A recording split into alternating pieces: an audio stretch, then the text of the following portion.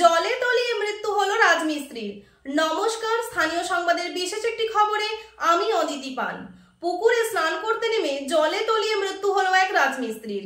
মৃত রাজমিস্ত্রির নাম রাজু শেখ, বয়স 20, বাড়ি মুর্শিদাবাদে।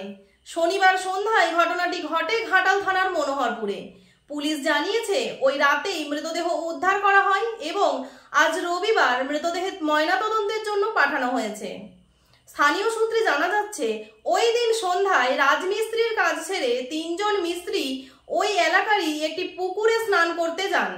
3 জনের মধ্যে 2 জন মিস্ত্রি সাঁতার জানতেন না। এক সময় বাকি 2 জন জলে তলিয়ে যেতে শুরু করলে যিনি সাঁতার জানতেন তিনি একজনকে উদ্ধার করেন। ওই সময় রাজু তলিয়ে যান।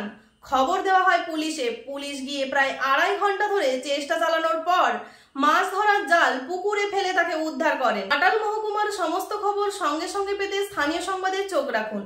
নমস্কার।